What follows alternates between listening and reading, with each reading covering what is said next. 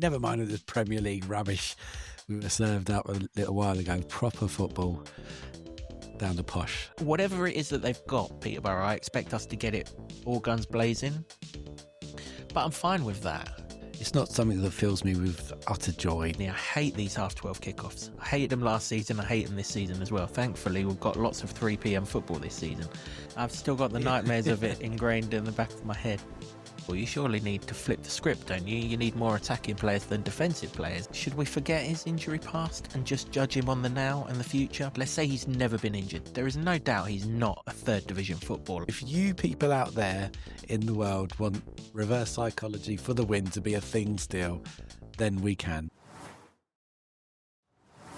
The Town head on their travels for the first time this season on Saturday afternoon when we head to London Road to take on Peterborough United. Alongside me to preview what should be an entertaining game of football is the Lutonian journalist James Cunliffe. Jimbo, nice local away game to get us up and running for our travels this season. I always like Peterborough for some reason. Looking forward to this one. Let's hope you like them Saturday tea time as well. We'll preview the game right after this intro.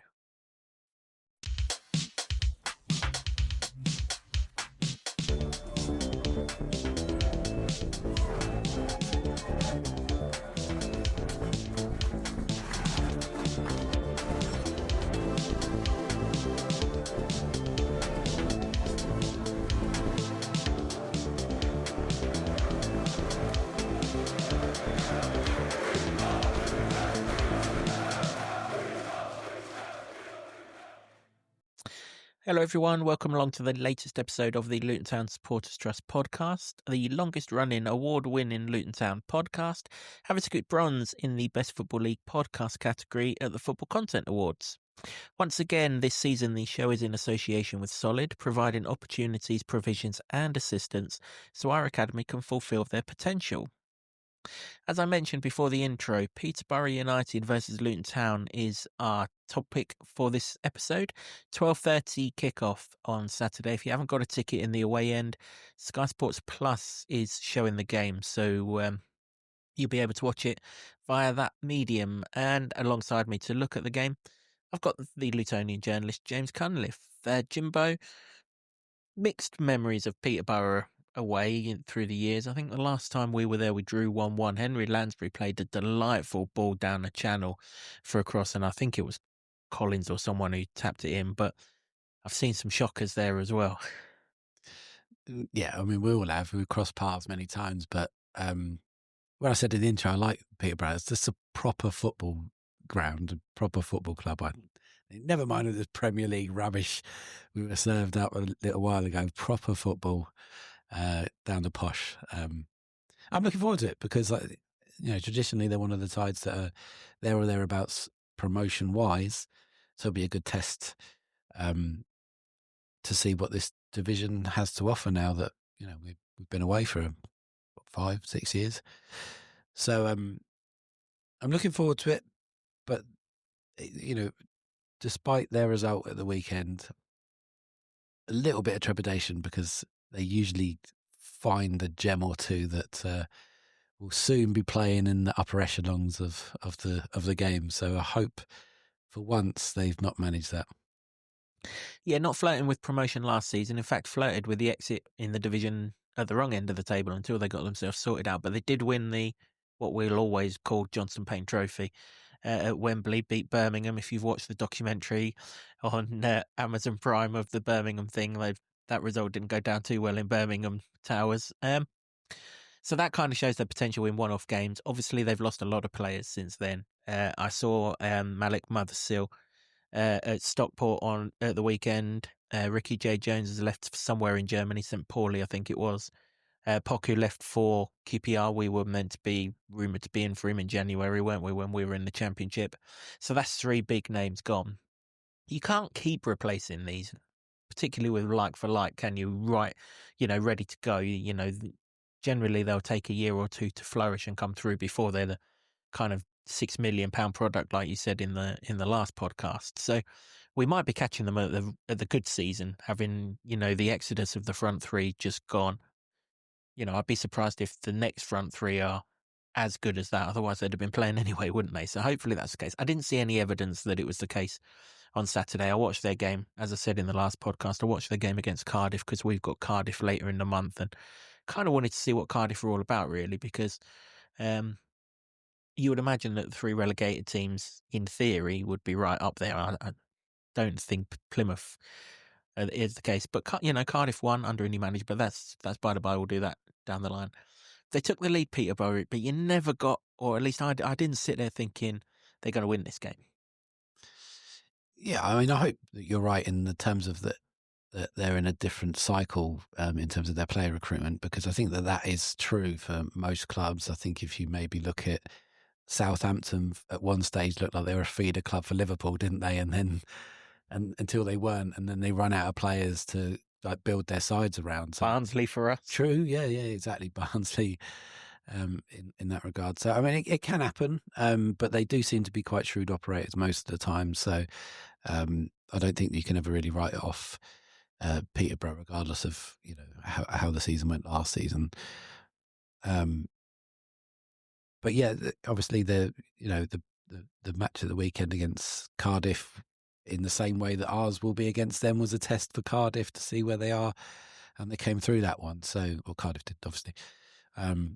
So we hope that it's a similar outcome this time. Because if you can build up ahead of a momentum and you're not playing well, I hope we can play better. But let's just say that would be the outcome, then that's an acceptable start to a season, if not a stellar start. Well, it's the sign of champions, isn't it, that you win when you're not playing at your best, because you're not going to play at your best for 46 games, or at least we hope we're not going to play at our best for 46 games. And yeah, this is possibly the first real test for us, because I refuse to believe that whatever state Peterborough are in going forward, that in a home game against relatively local rivals, I mean, I know we're not Cambridge in terms of proximity and things, but for what they've got in this division, we're about as local as they're going to get. Again, a chairman who, doesn't hide away, does he? He says his piece and wants to be the best and wants to, fellow podcaster, and wants to sort of, bloody a few noses of the bigger boys, so to speak. That's what Peterborough have always done, and we would be one of those in this division. I expect them, whatever it is that they've got, Peterborough, I expect us to get it all guns blazing.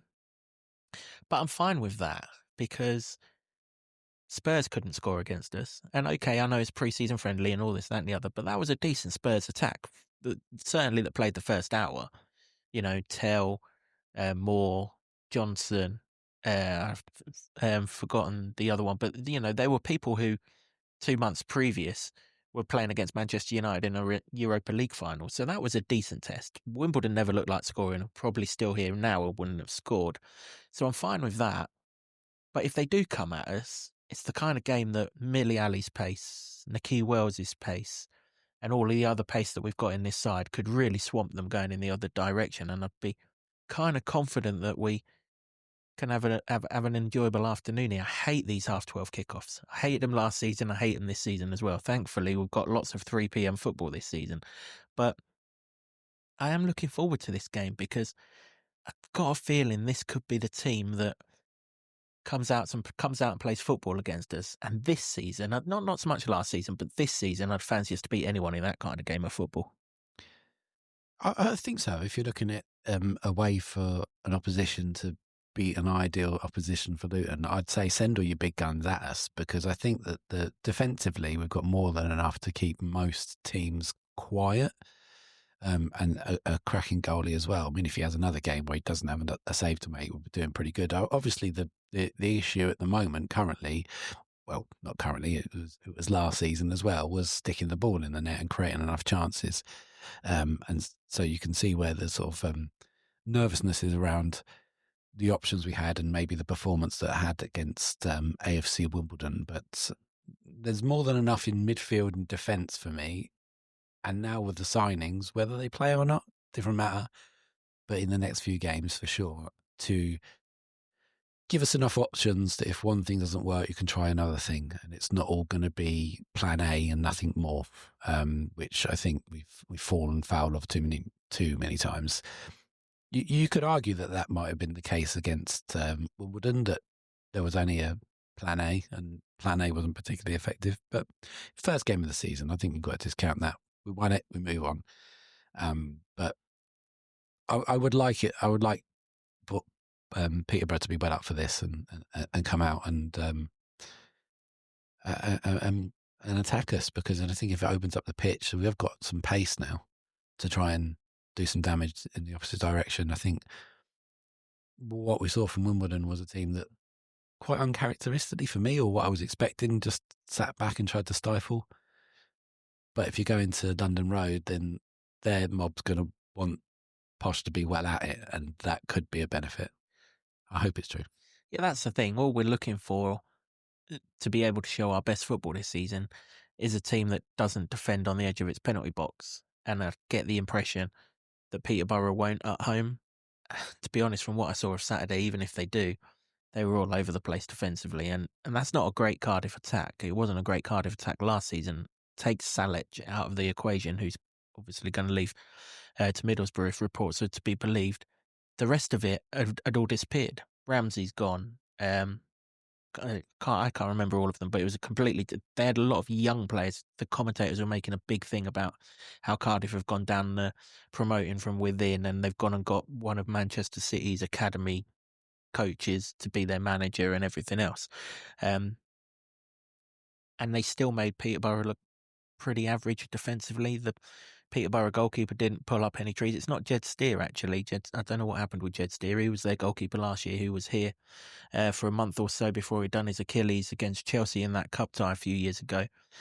But they looked all at sea at the back, and I sat there and I watched it. And bearing in mind, I've still got the memories of Friday night and how clunky we looked in attack. I sat there and I thought, there's definitely chances for us in this game. And yeah, I'm kind of confident that we'll give a much better account of ourselves. Look, you can't go away from home in any division that you deserve to be in that division and say you're definitely going to win the game, because that's, there's more home wins than there are away wins. But I would be disappointed, probably more disappointed, if I see a Wimbledon-like performance on Saturday than I was when I saw the performance on Friday night, if that makes sense, because I think this opponent's going to match up to us slightly better than what Wimbledon did, in much the same way that Tottenham did the same thing, defended high, and we got in behind them a couple of times, which we couldn't do on Friday. And perhaps that might be the case this season, where it's going to be a tougher grind at Kenilworth Road, because teams are going to come and stifle and sit back. But you go to London Road, and when I talk about some sort of, I don't think affection's the right word, but I like Peterborough as a club. I think of them as an attacking side.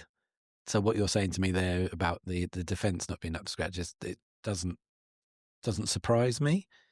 And if they are much better attacking than they are defending, then again, I look to the defensive options we've got to be able to take care of that.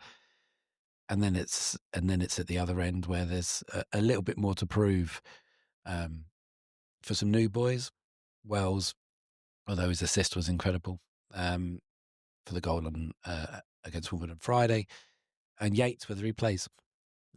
Gideon Katua, does he play? He was on the bench, obviously. So there are some options which do look interesting, particularly if there's a home team that is going to come out and attack you, and then you can use that pace in between, in behind.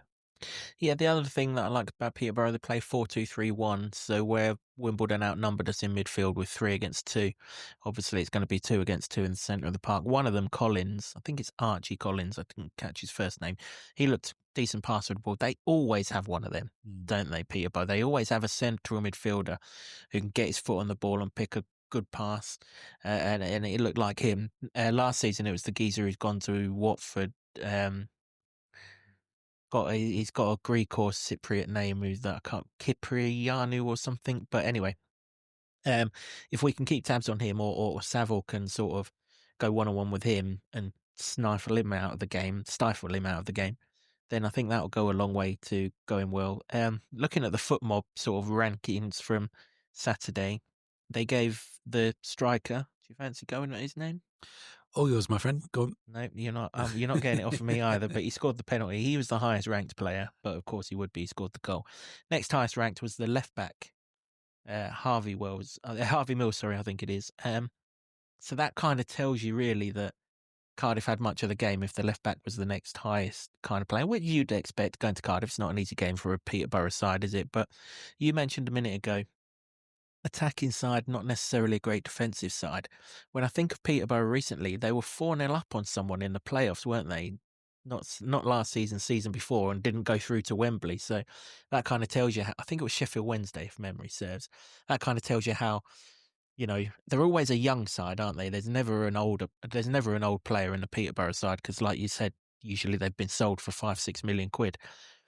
So if you can get on top of them, you can maybe score 2 or 3 quite quickly. I would imagine. Yeah, but yeah. Well, I mean, that would be the ideal, wouldn't it? You'd like to do that to settle any potential nerves there are. I think if what you said there about the left back being the second ranked, highest ranked player on statistically on FootMob, that might actually be a benefit for them because I'm not sure the left and the right for us is quite certain yet. In the middle, we've got quite a lot of Richards in centre half options. And if Walters is not going to be fit, who goes there? Left back, you wouldn't imagine that Bramall was going to make his debut from the beginning, at least, if he's even in the squad, because he hasn't had that pre-season. So there could be an in there for them if he was an outstanding performer.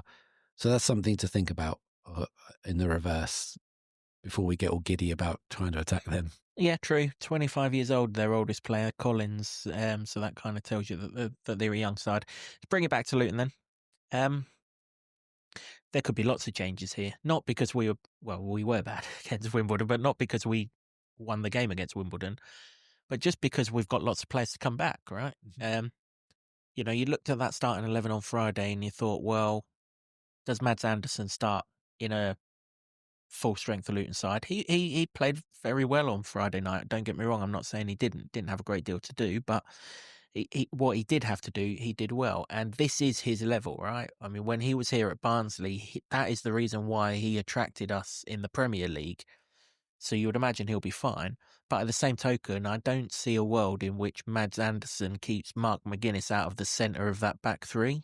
Now, I don't know if Mark McGuinness is yet fit or if he's going to get an extended go in the Coventry game. It might be that that's the case. But at some point, McGuinness is going to replace Mads Andersen in this side, isn't he? So that would be one. Shandon Baptiste would be another one that maybe could come back into the side as well.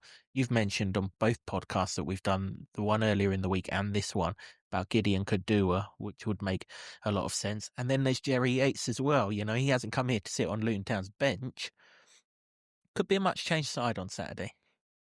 I think you'd like to see that anyway, because it didn't quite click and gel against Wimbledon, really. And that would, if you saw the same 11, you'd be a bit concerned. But with the amount of players that Luton have got at their disposal and some that we haven't seen, I wonder whether, for instance, in the defensive positions, whether I think that would be Mads' position for a game or two yet, because of McGuinness had that virus that he flew back from Slovenia with, which seems to be quite severe enough to have knocked out 2-3 weeks of pre-season preparation. Lost a lot of weight, I understand. Yeah, exactly. So you've got to put all that on as well. And I had quite an extended chat with Bloomfield 2 weeks into pre-season, something like just before Slovenia anyway.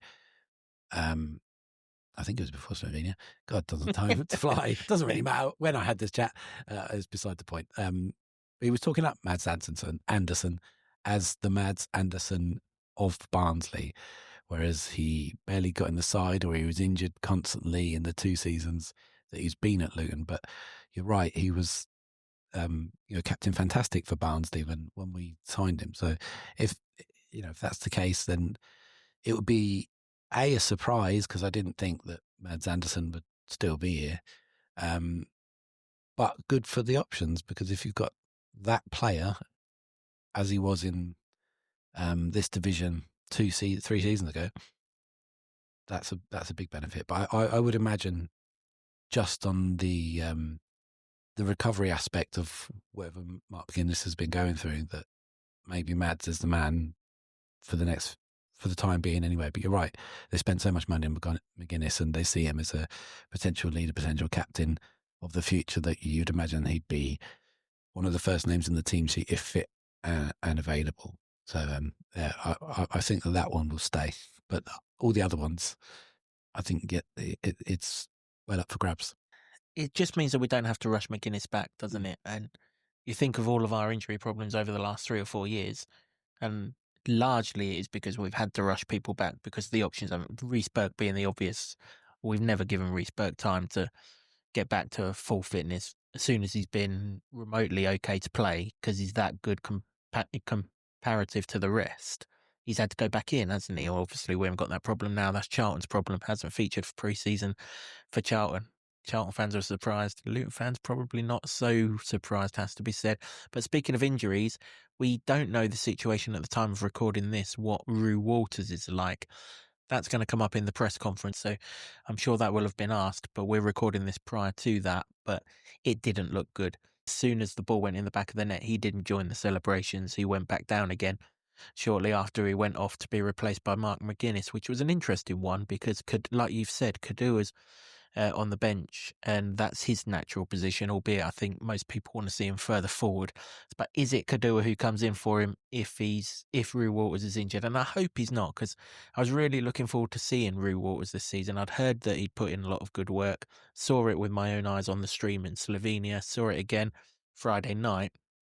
If he's had a setback straight away, you're kind of like one step forward, two back, and you just hope he's a kid that you hope can keep going forward rather than forward and backwards. Yeah, he needs a bit of luck. He needs to take his chance, and for you, it was your player of the match against Wimbledon. I think there's no clear cut one there, isn't it? But I take your point that the work that he clearly has done just on his physique alone from the last time we saw him, it probably is a bit longer than just a summer, isn't there? Because we didn't see him for some time. I think I've got a soft spot for him as well, Jimbo, because, that Sheffield United debacle last season where it turned out that he was playing in the game with a broken foot when he was playing at left back when he's actually a right back. Kids come in, he's playing in his first season of professional football. What was that, about the 10th game of the season? I don't like that. So I really hope that he proves people wrong, myself and everyone who's doubted him. And, if he's injured after one game, it's just unfortunate, isn't it? Because I think there is a player there. I don't think Arsenal have players in their youth system that can't play the game of football. I know they're very good at coming second, but they can play the game of football, can't they? We'll take that. Second all day long. Yeah, I'm signing and not bothering no more. Yeah, absolutely. Yeah. But there is a player there, isn't there? You could tell there was a player there. It just wasn't an established player. But the talent was there, was clear for all to see.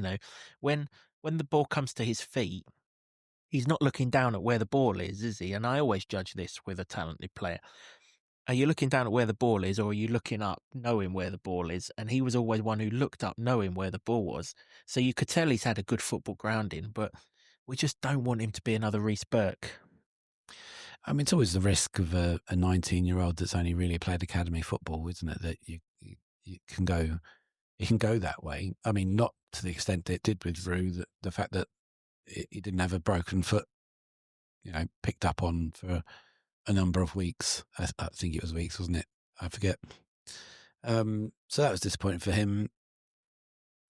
So yeah, with any sort of young player, when we're talking homegrowns, they almost need an injured player to come in, or a major tactical switch because of some sort of debacle that gets them in, and then they take their chance, don't they? And I don't think that that's necessarily his scenario this season, because I think that he's seen as one of the players that can step up, particularly in this division, and do a good job. If he's injured for a longer spell, then that's obviously a disappointment for him because of the amount of work that he's done and what we hope he might be able to deliver in this season. But I think you mentioned Kadua. He could play that. I personally want to see him a bit further forward with the pace the power he's got. But it's an option for now, isn't it? Well, on Friday, McGuinness went in the centre of defence, and Makosso ended up at right wing back. I'm not overly sure I want to see that. Yeah, So not for me. No. Yeah, so I'd think Kadua over Makosso down that right hand side. Yeah, I'm with you. We've said the same about Izzy Jones as well, haven't we? We don't want to see Izzy Jones at right back. We want to see him further forward. But it's a needs must situation, and I think if Walters is injured, I'm not really seeing anyone in the squad. Obviously, Odoffin's not around for the foreseeable either. Izzy Jones is out injured as well. If you're a fullback for our football club, be careful about the injury curse, because it's struck last season and it's striking again already this season, isn't it? I think it is only Kadua who can play there, assuming that we don't make any formation changes, and I would be surprised if 2 games into the season we're going down that route. No, I think that this is the formation that we'll be seeing more often than not. The 3-4-3, or the variation of the 3-4-2-1. Yeah, 3 up top. Put it up. Yeah, in very simple terms, it's a 3-4-3, but the attacking one might be a bit more like that, like you say.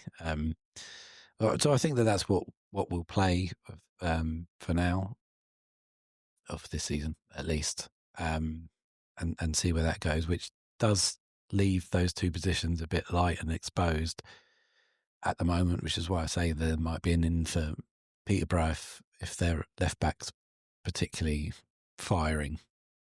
But we'll see on that one. The option is clear there that you could use Kadui. Obviously, he's not really played a lot, but that's going to be a lot. That's going to be the same for young players and new signings galore, isn't it? They're going to have to come in at some point, and that could be one for him. So, if the game is stretched, that might be better for his attacking proclivities, wouldn't it? That he'd be able to get forward. If it's more what we saw against Wimbledon and it's more condensed, I mean, he's not going to have any particular troubles in the defensive stakes, is he? But yeah, it probably will be like a bit of a needs must in that area and the left for now until Bramwell's up to speed, and we'll see on that front. But there's pace there and there's energy, isn't there? And that is a bonus. You mentioned the left there. I don't think any of us want to see Millie Ali at left wing back. We saw it a lot towards the end of last season, again in a needs must, because Alfie had gone down injured, hadn't he, at Stoke, and so Millie filled that position for the remainder of the season. To be fair to him, scored 4 goals from that position, so it's not like he was just an out and out defender or anything like that. But we have to find a way of getting Wells and Yates into this side, and I just wonder if in the short term Nigel Longwick sort of sits this one out. Millie Ali goes to left wing back, which is where he finished the game on Friday night and where he had that driving run that set up the chance for Baptiste. And then Wells plays the sort of like slightly wider role of what Ali started with on Friday, and then Yates is through the middle. That gets all 3 of them in, because in layman's terms, Jimbo, on Friday night, I looked at the team sheet, when the caption come out, I thought, well, there's more defensive players than attacking players. And if you want to be at the top end of the table, you surely need to flip the script, don't you? You need more attacking players than defensive players. Otherwise, you're not going to, teams that score goals are at the top, team that don't score goals generally at the bottom, as we found out last season. So we've got to find a way of getting more attacking players on the pitch within the formation that we're having. I don't want to watch 45 games of Millie Ali playing left wing back. But whilst we're waiting for Bramwell to get up to speed, kind of does give us the way in of getting all of those attacking players on the pitch. You're not saying to Millie Ali you're defending. You've got Cal Naismith behind you. He can cover you, no problem. But it gets you Millie Ali down that side. It gets you Naki Wells. It gets you Jerry Yates. It keeps Jordan Clark in the side. That, to me, on Saturday, I'm okay if I see it, I think. That's probably where you have to be, isn't it? Okay with where that is. I would rather that. The problem is, though, it's the 3 at the back is causing all these problems, because you want to get more attacking players in. You've brought more attacking players to get in, but you've got 5 defensive positions, so you've got more attacking players than you've got attacking positions, haven't you? So in order to cover it, you kind of got to get an attacking player in a defensive position but not do as much defending. We kept clean sheets with Millie Alley playing left wing back last season against much better, no disrespect to Peterborough, but against much better sides than Peterborough. Your Middlesbroughs, all the teams that we played low in Coventry. Okay, I know they were down to 10 men, but, they were still seconds away from Wembley, weren't they? It's doable, isn't it? I don't go to games to watch Millie Alley play left wing back, but what you'd kind of lose, you would gain, and this is only assuming that Jerry Yates is fit to start, by the way. I mean, no one asked any questions about him because the game threw up so many other questions. But at some point we'll want to get them all in the team. Maybe that's the way we do it, because every time it went to Longwick, it kind of slowed down while he was transferring it onto the other foot, and it got predictable down that side. We looked really good down the other side, but 80% of Luton attacks come down the left side, don't they? Because we're still ingrained in Alfie's side as opposed to not having anyone really on the other side. It still gives Millie an option to attack, doesn't it? The position, and you're right, with Cal like behind him, guiding him as well, and he will do that. He'll be very vocal. It's not something that fills me with utter joy to be able to say that would be the position. It just might be a needs must scenario, and that's where we are with the wide position. Unless you look at the game on Friday, and I think it might be a bit more of a stretch, but you do have a week build up, and you don't play that 3-4-3, which we've said. I mean, you said that we're not going to be talking about 3 at the back this season, or you're not going to bang on about it. But I do remember that when Nathan first ever came in, he invited us all down to the training ground and said, we're going to play 2 formations. I can't remember which formations it was. We're going to play this formation, and if that doesn't work, we're going to play compelling the other chat, wasn't it? Yeah. He said a lot of other more interesting things than formations at the time. So, but he nailed his colour to the mast. He said, we're going to play those 2 formations. And so it's probably useful to have an alternative, considering the trouble we got ourselves in to last year. And I don't think we're going to be in that scenario this time around. For starters, we've won the first game of the season, which we've not done for 4 campaigns. So, ironically, Peterborough being the team we beat on the first day of the season last time. It's all Fred's debut, wasn't it? Fred Onyedimma's debut. Very good debut. Very good.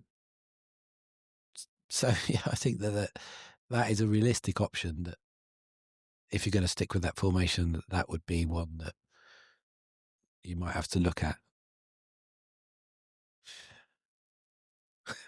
Yeah. Yeah, I agree. Big sharp intake of breath, because I don't want really, and it isn't going to be that in the long term, isn't it? We're just talking about slightly, not even light, are we? Because we've filled the position, but Bramall's not had a pre-season, so it's a fitness issue. And then on the other side, they're all injured, aren't they? Yeah. We've been here before, that's for sure. Yeah, no, I'm fine with that. I mean, again, that's assuming that Yates is okay to start, because, as I said in the last podcast, BBC reported that we paid a 7-figure fee for Jerry Yates. Well, Luton don't pay 7-figure fees and stick people on the bench when they're fully fit and ready to start. They just don't. So Yates is going to be our starting striker. That's what it tells me, and there's going to be thousands of people out there shouting at me, what about Lassie Nordas? It's a damn good question, and I'm sure that's going to come up in the press conference on later this week as well. But generally, when Luton pay for a player, they pay for a player for him to make an immediate impact. So I'm expecting Yates to be involved, and probably be involved from the start. There was no suggestion that he didn't do a pre-season at Swansea. No. Alan Sheehan's obviously running the roost down there. I refuse to believe that he would cut someone adrift or anything like that. And there hadn't been any rumours that he was exit bound for a while. It was only when we started hearing about it a couple of days before the transfer. So, but Ed Bloomfield has since said that it took a lot of work to get the deal over the line, doesn't it? So, I mean, he probably could have stayed there. Yeah. You would have thought that, but maybe not as a first choice option, and then Luton come along and say, we're going to make you our number 9 and you're going to be the man. And they've already said it, haven't they, in the quotes when he signed, that he's going to be the man to spearhead the attack, and that he's a massive signing. So everything points to him being the the pinnacle up the top. Yeah, and then of course Wells did enough on Friday night to get another go. So, we're playing two at the minute. It's two behind the one, isn't it? I think long term, both you and I think it'll be three up top, wingers either side of a central striker. When he's got everyone that he wants to we've said it before, haven't we? He plays three, rotates three, doesn't he? He just hasn't got the full rotation yet to do that, I think. So for now, Wells could play that slightly withdrawn role. You could tell on Friday night he's got an eye for a pass. Yeah. And obviously he's also got the movement to go in behind if Yates flicks balls on or things like that. So I'm fine with that. I'm fine with Millie Ali playing left wing back for now. Hopefully we do change this formation. Hopefully it does go to a back four and then three up front with someone on the left, someone through the centre and someone through the right, because the position further forward on the left is made for Millie, but this formation doesn't really have it because you've always got to be kind of withdrawn for one. But well, the thing is, you could play the four at the back because of the amount of defenders we've got, and Carroll Naismith's versatility. He could comfortably play a left back position, and I would have preferred him to play left back at the Hawthorns at the end of last season. But we can't. You're not alone in that one there, and that's for sure. Central midfield's interesting though. That didn't work. No. It just didn't work. That's no disrespect to Liam Walsh. We like Liam Walsh. We've talked him up a lot last season. It just didn't work. Whether he's still got to sort of become compatible with George Saville or not, I don't know. Whether they've still got to work out their combination, because they didn't play alongside each other in pre-season. It was always Baptiste, wasn't it? It was Clark and Walsh and Saville and Baptiste. They were the swapped combinations, weren't they? In Slovenia, it was Saville and Baptiste, and then for the next quarter period section, whatever we're calling these things, then it was Clark and Walsh, wasn't it? So I think they're quite similar in one aspect of their play, Saville and Walsh. From what we've seen of Walsh in a Luton shirt, is that they want to drop deep and pick up the ball. Well, they're both going to get in each other's way if they do that, aren't they? So, but then they serve other purposes for the rest of their game, where Saville's going to be the man that breaks up the play and does all the rough stuff, where Walsh is there to rake passes all over the pitch and cause damage that way in a quarterback style. And so if they can resolve that scenario, then they might not be in each other's pockets. But at what we saw on Friday, then it didn't quite work in that way. Clunky it was, wasn't it, in there? So do you see Baptiste coming in for Walsh? Yeah, I think it'd be a good option. I mean, he apparently has played pretty much made every session in pre-season, which is good for his time at Luton. He's been just on the treatment table most of the time. Just on that, should we forget his injury past and just judge him on the now and the future? Because there's no doubt, right? Forget that he's ever been injured. Let's say he's never been injured. There is no doubt he's not a third division footballer, right? He's much higher than that. He played at Brentford for quite some time in years, if not in games. There is a better than third division footballer in there. If he doesn't get injured, in much the same way that Liam Walsh didn't get injured last year, if this new medical team have sorted out Shandon Baptiste, he should be starting every game, right? He's that good.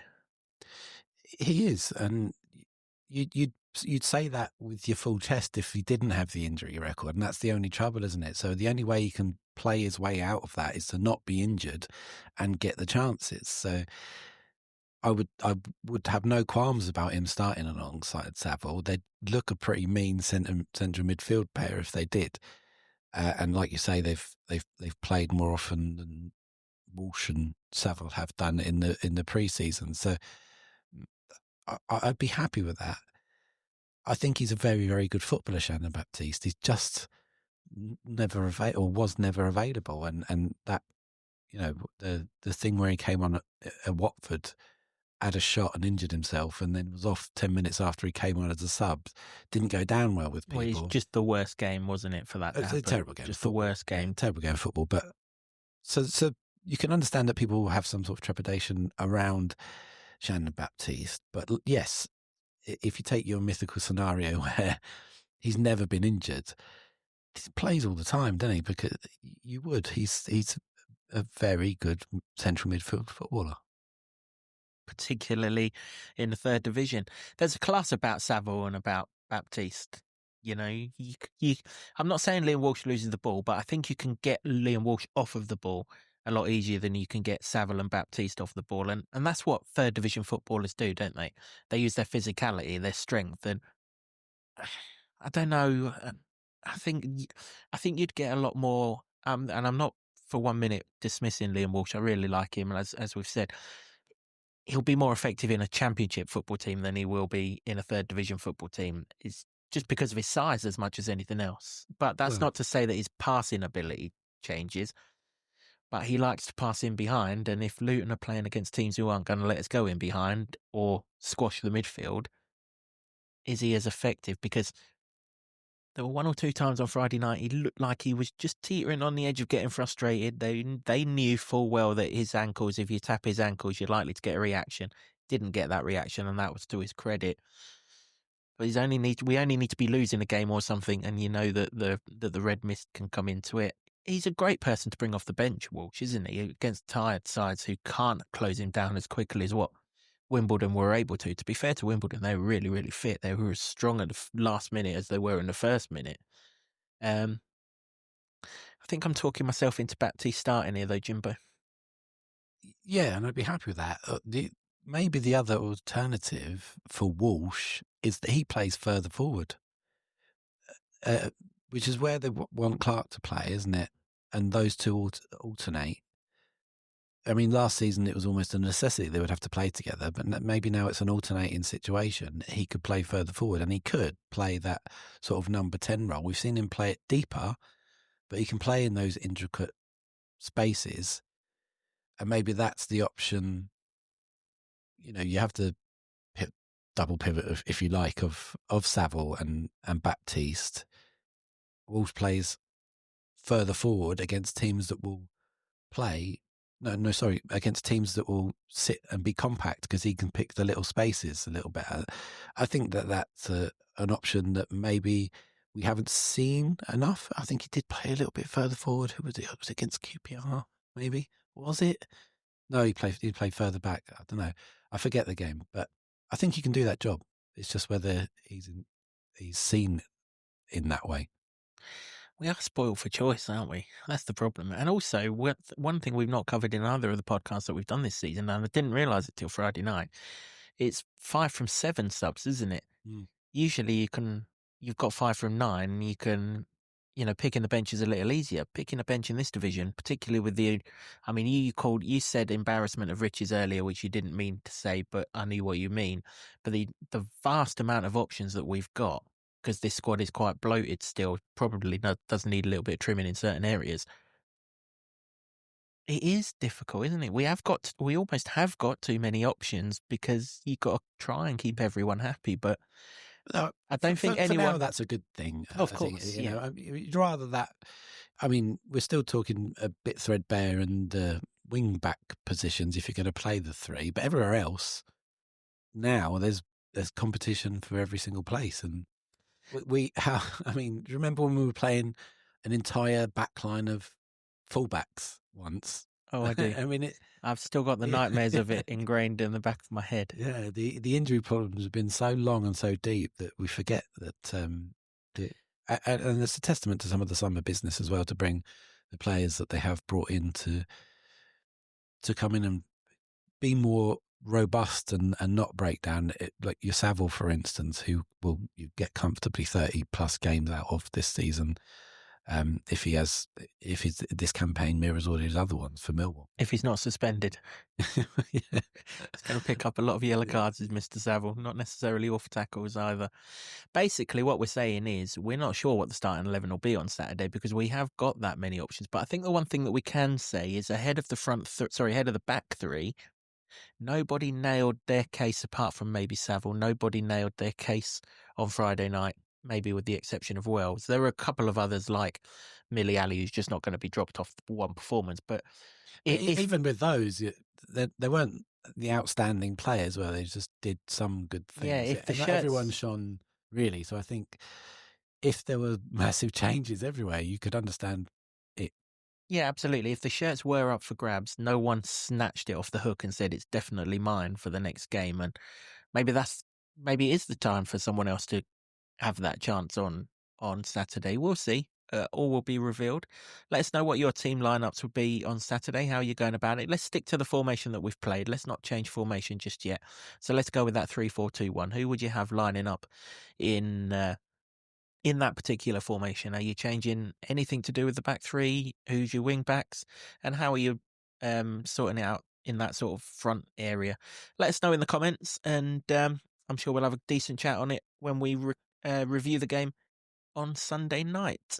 We will finish with the score predictions. First score prediction of the season. If you're new to the podcast and you want to get involved with score predictions, just post your comment on YouTube.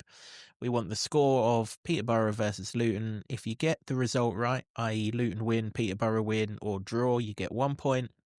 And if you smash the correct score, which I don't do enough of, but I'm hoping to do a lot more of this season, you get 3 points. And then at the end of the season, we'll get a prize out to the person who won.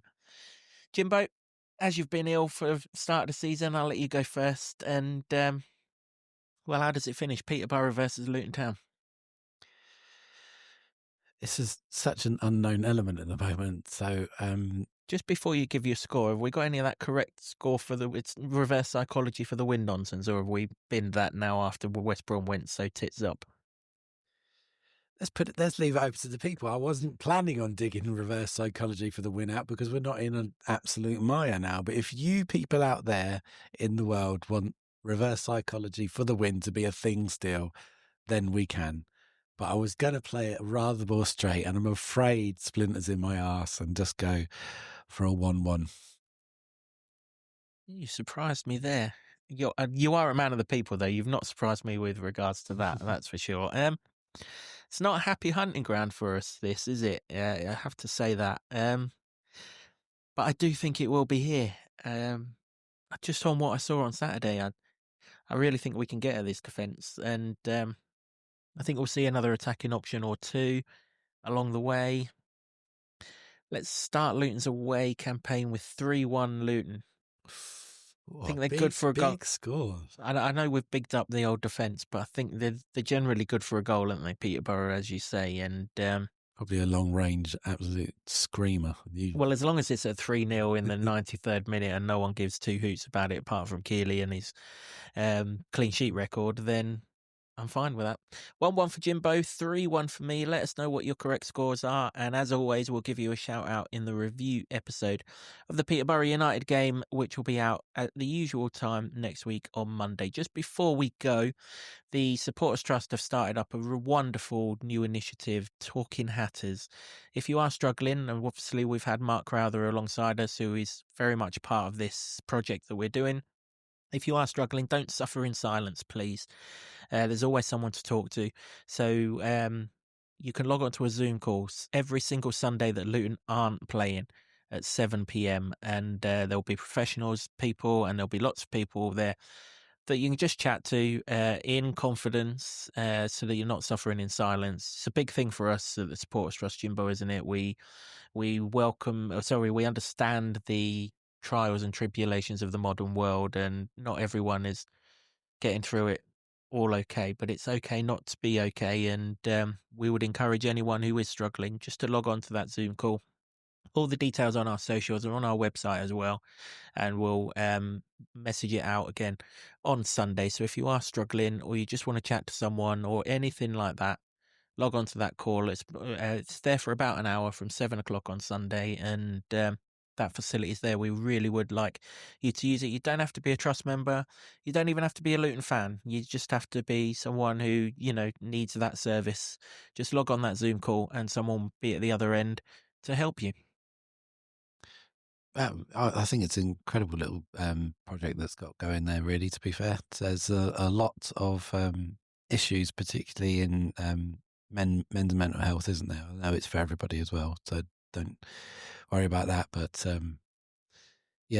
we don't talk to people enough, really, do we? So it's very good initiative run by some very good people.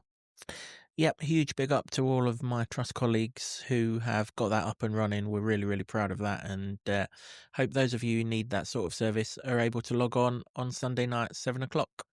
Hopefully, we're all celebrating 3 points for Luton Town, and we will be back as usual, normal time, with the review episode. That's pretty much it for this podcast. Thanks once again to the Barber Club and the Lower Level in Luton for hosting our studio still for the time being, and to Sean Grant and the Wolfgang for all of our intro music. Until next time, which, as I say, will be a review of what we hope will be Luton's first away win of the season from Jimbo and myself. Come on, you Hatters.